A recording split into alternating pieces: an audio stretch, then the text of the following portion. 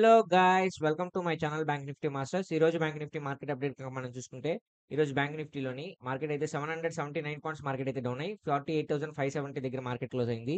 ఈ రోజు market lowest లో వచ్చేసి 48,430, హైయెస్ట్ వచ్చేసి 49,543.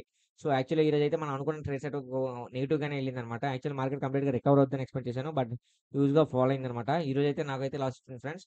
నేను ఇది ఏ విధంగా ఎంట్రీ ఇచ్చానో చెప్తా చూడండి. యాక్చువల్లీ మార్కెట్ లో మనం ఏంటంటే ఇక్కడ ఒక స్ట్రాంగ్ రెసిస్టెన్స్ జోన్ ఉందన్నమాట. ఈ రెసిస్టెన్స్ జోన్‌ని మనం నేను కన్సిడర్ చేశాను గానీ మార్కెట్‌లో ఫస్ట్ 15 మినిట్స్ మీరు అబ్జర్వ్ చేస్తే ఫస్ట్ సెకండ్ మార్కెట్ ఫాలో అయిన తర్వాత ఈ లెవెల్‌లో ఉందన్నమాట. సో, ఈ లెవెల్ ఎప్పుడైతే ఉందో ఇదొక కన్సల్టేషన్ జోన్. ప్లస్ ఈ లెవెల్ నుంచి మార్కెట్ రికవర్ అవుద్దని ఎక్స్‌పెక్ట్ చేస్తూ నేనేం చేశానంటే ఇక్కడ కాల్ ఆప్షన్‌ని తీసుకున్నాను. సో, నాకైతే లాస్ వచ్చింది ఫ్రెండ్స్. లాస్ వచ్చిన తర్వాత నేను ఎటువంటి ట్రేడ్ అనేది తీసుకోలేదు. స్టాప్ లాస్ ట్రిగ్గర్ అయింది. సో, స్టాప్ లాస్ ఎప్పుడైతే ట్రిగ్గర్ అయిందో నేను ఇంకా ఎగ్జిట్ అయిపోయాను. సో, మార్కెట్ కొంచెం నెగెటివ్ రేంజ్‌లో వెళ్తుందని చెప్పి వెయిట్ చేశానన్నమాట. మార్కెట్ అయితే హ్యూజ్‌గా ఫాలో అయింది. సో, హ్యూజ్‌గా ఫాలో అయిన తర్వాత నేను ఇంకా ఎటువంటి ట్రేడ్ అనేది తీసుకోలేదు ఫ్రెండ్స్. ఎందుకంటే నాకు ఎప్పుడైతే స్టాప్ లాస్ ట్రిగ్గర్ అయిందో కొంచెం ఏంటి మార్కెట్ కొంచెం నెగెటివ్ సైడ్ వెళ్తుంది. యాక్చువల్‌గా మనం అనుకున్నది అప్ సైడ్ కదా! మార్కెట్ మూవ్‌మెంటమ్ ఉందని నేను ఎక్స్‌పెక్ట్ చేశాను. బట్ లాస్ వస్తది ఫ్రెండ్స్. అంటే లాస్ వస్తది. నాకు చాలా మంది మెసేజ్ చేశారు. బ్రదర్ మీ ట్రేడ్ సెటప్ ఫాలో అవ్వగానే నాకు లాస్ వచ్చిందని.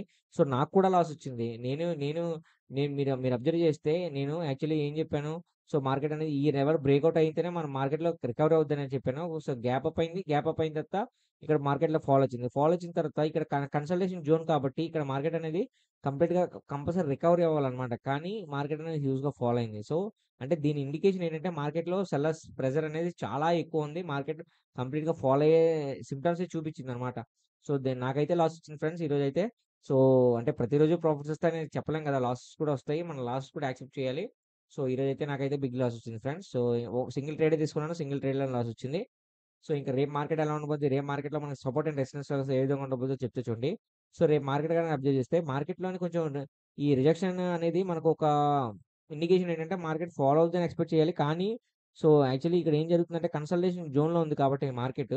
సో, ఈ లెవెల్‌లో కొంచెం రికవరీ అయ్యే సైన్ కూడా కనిపిస్తుందనమాట. చూద్దాం రేపు మార్కెట్ ఎలా ఉండబోద్దనేది. ఓకేనా ఫ్రెండ్స్? సో, రేపు మార్కెట్‌లో సపోర్ట్ అండ్ రెసిస్టెన్స్ లెవెల్స్ నేను వీడియో ఎండ్‌లో పెడతాను. మీరు కావాల్సిన స్క్రీన్‌షాట్ తీసుకోవచ్చు.